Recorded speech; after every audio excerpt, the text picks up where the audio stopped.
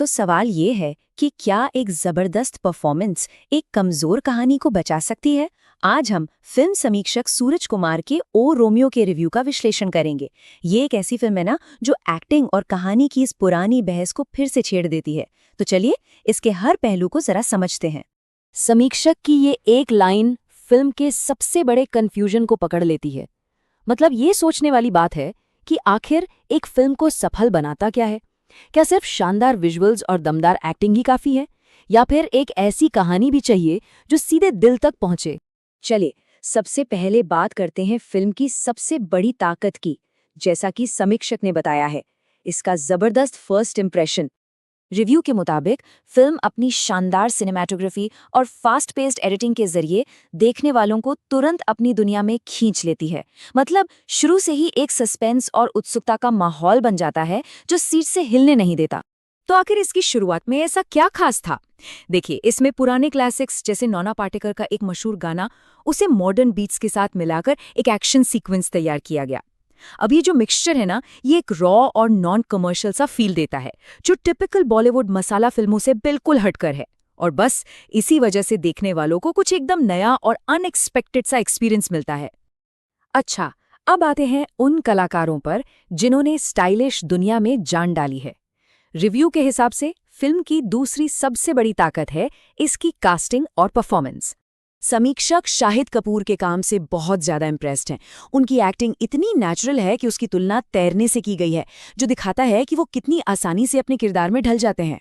और उनका डांस, उसे चाबी वाले खिलौने जैसा बताया गया है, जो उनके कमाल के कंट्रोल और फ्लेक्सिबिलिटी को दिखाता है। और फिर आते हैं नाना पाटेकर, जो समीक्षा के लिए तो पूरी फिल्म की हाईलाइट थे। उनके डायलॉग बोलने का अनप्रिडिक्टेबल अंदाज और उनकी अनोखी बॉडी कॉमेडी ऑडियंस के लिए एक सरप्राइज की तरह थी, जो फिल्म एक अलग ही मजा ला रही थी। लेकिन देखिए, एक दमदार हीरो को उतना ही दमदार विलेन भी तो चाहिए। समीक्षक का मानना है कि अविनाश तिवारी के किरदार में गहराई की कमी थी।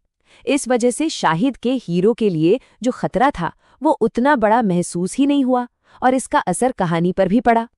तो अब बात करते हैं फिल्म की कमजोरियों की। मतलब वो जगह है जहां ये बेहतरीन परफॉर्मेंस और स्टाइलिश विजुअल्स के बावजूद थोड़ी डगमगा जाती है। तो सवाल ये है कि आखिरकार कहानी कहां पटरी से उतर गई। असल में यही सवाल इस पूरे रिव्यू का सेंटर पॉइंट है। कहानी ना कई जगहों पर कमजोर पड़ती है। कुछ सीन तो इतने रैंडम है कि कंफ्यूजन होता है। वहीं जो लव स्टोरी है उसमें इमोशनल कनेक्शन ही नहीं है, तो लोग उससे जुड़ नहीं पाते। और फिर जब क्लाइमैक्स आता है तो वो भी ऐसा लगता है जैसे कोई अधूरा वादा हो। इसको ऐसे समझिए, मान लीजिए कोई फिल्म देखने गया है जो एक असल इंसान की जिंदगी पर बनी है, और आखिर में पता चलता है कि क्लाइमैक्स तो पूरी तरह से बनावटी है। कैसा लगेगा? थोड़ा तो बुरा लगेगा, है ना?